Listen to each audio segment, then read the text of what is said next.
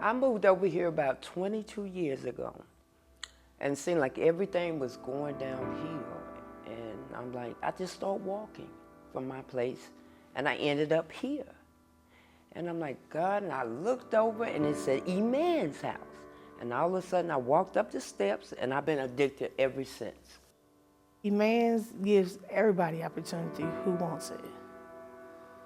You know, you can come in here homeless, come to church homeless. They treat you like a regular human being. Everybody at Emmaus House is like a family.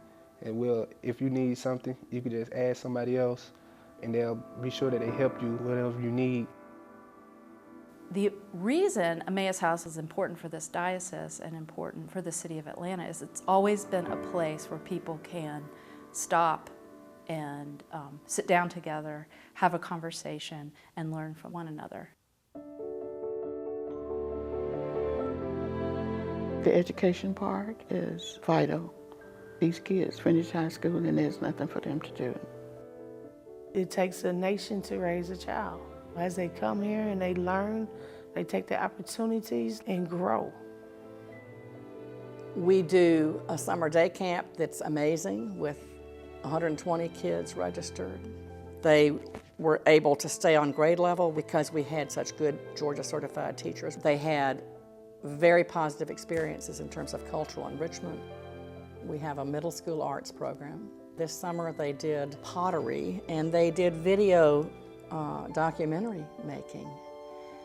And the results, both in terms of the pots and also the other fun and creative experiences they had, and in terms of the video, shows how much that built up their self-esteem, their capacity to problem solve, their grit to get through something even though it was hard. Wood turning is one of the popular craft activities. They see that, that comes from a tree, and then, how you cut it, how you prepare it, how you turn it, what you have to do to make a pen or a bowl. So that, they're actually doing the work and then finishing it. Those are, good work habits that develop skills that are transferable. My ministry has always been about being a guide, helping people to move into spaces where they might feel a little discomfort. Our hope is that Emmaus House can be an advocate in this community. You're rich or you're poor, whether you're a child or a senior citizen, it's a neighborhood where people can live and they can work and they can play and they can be in relationship with their neighbors. Since I've been here, I created a job search program. I just basically screen them and see how I can work with you to maneuver you to employment.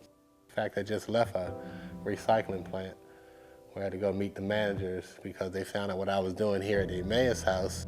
I've been sending them, good clients as far as employment. So it helps all the way around. I worked last year at the Maria Low-Key Center. We probably served over 1,000 people. From June to July, we served over 1,000 people. And with that, we were able to help people with voters registration, help people with getting food, finding local shelters, finding places where they could stay.